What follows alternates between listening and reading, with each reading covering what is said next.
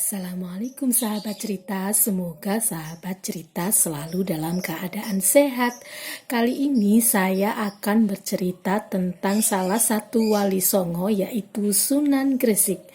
Sunan Gresik nama lainnya adalah Makhdum Ibrahim Samarkand karena beliau disejarahkan berasal dari Samarkand di daerah Uzbekistan. Namun ada yang berpendapat nama lain beliau adalah Sunan Al-Maghribi karena beliau berasal dari Maroko, Afrika Utara. Namun ada yang berpendapat pula beliau bernama Makhdum Ibrahim.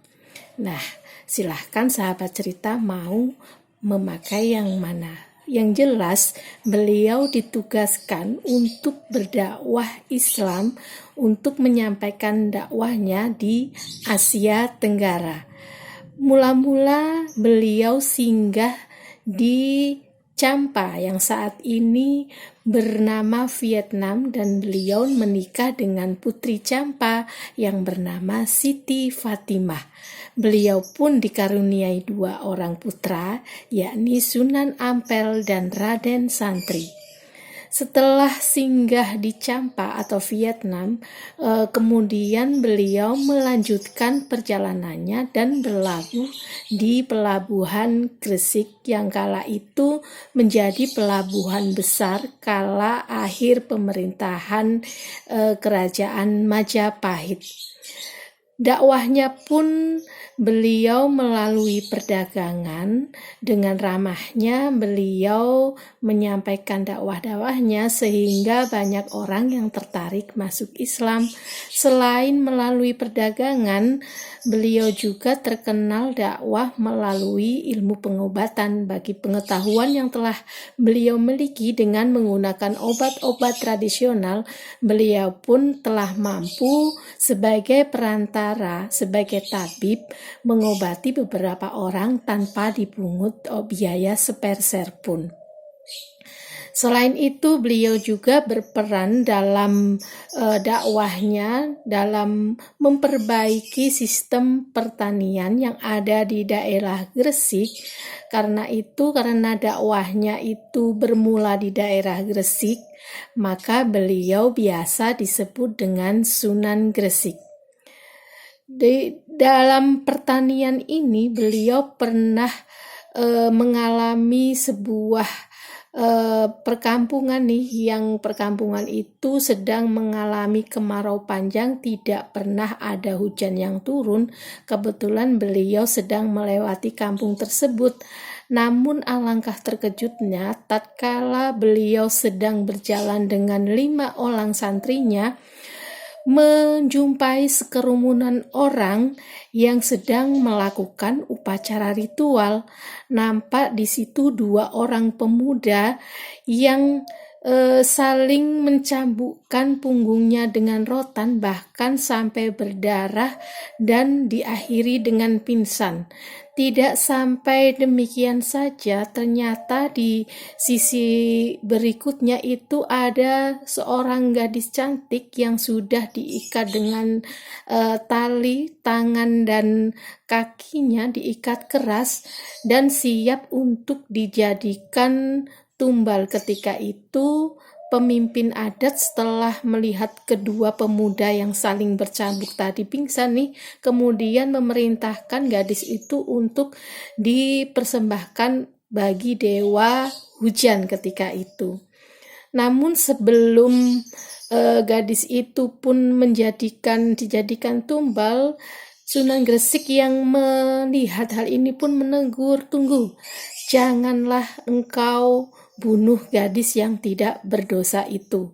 Terus pemimpin adat pun di sini bertanya, "Siapakah engkau? Engkau jangan mencampuri urusan kami, karena ini adalah cara kami mendatangkan hujan." Namun Sunan Gresik lalu bertanya, "Sudah berapa kalikah engkau mengorbankan gadis ini? Tidak usahlah kamu mencampuri, tidak usah tanya macam-macam. Ayo tangkap orang yang penuh kepo ini." Kemudian prajurit pun ingin menangkap Sunan Gresik dan teman-temannya, namun alangkah terkejutnya ketika melihat pengawal dari pemimpin upacara tadi itu tidak bisa digerakkan, semua tangan dan kakinya kaku ketika akan menyerang Sunan Gresik dan santrinya.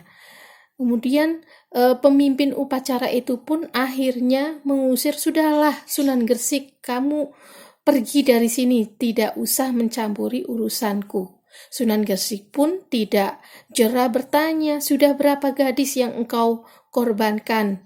"Sudahlah, ini kan gadis sudah tidak punya orang tua, jadi buat apa beliau dihidupkan lagi? Gadis ini sudah tidak ada arti apa-apanya di dunia kecuali untuk dikorbankan agar Dewa Hujan menurunkan hujannya ke kampung kami."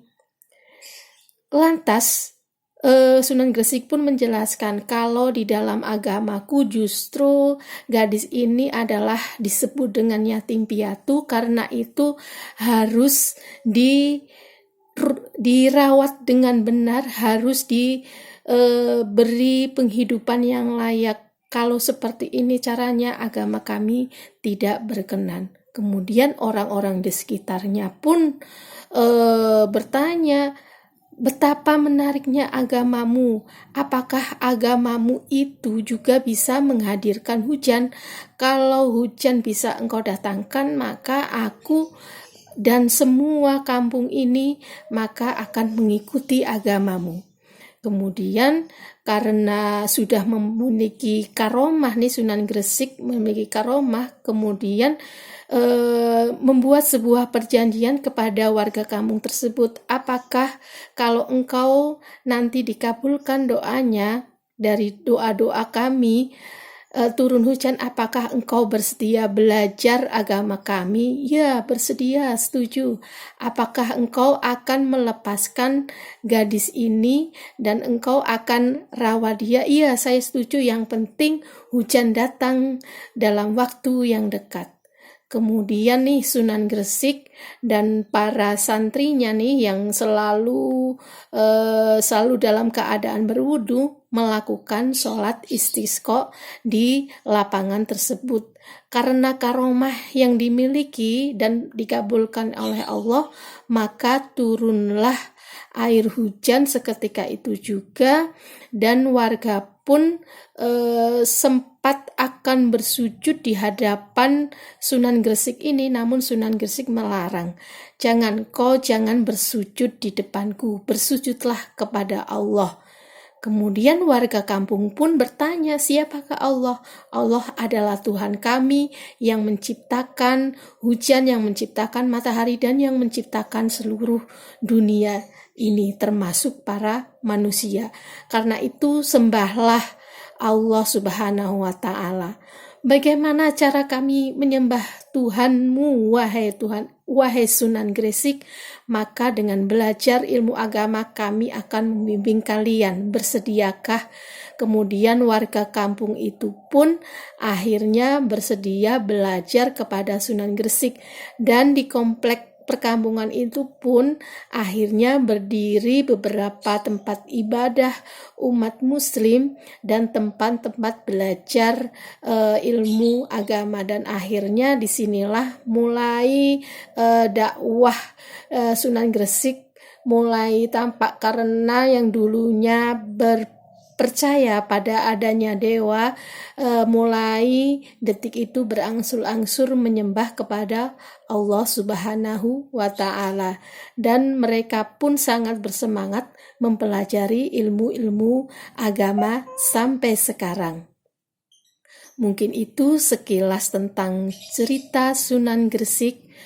Ingat, yang belum subscribe silahkan subscribe, yang sudah subscribe silahkan like agar video ini terus berkembang. Wassalamualaikum.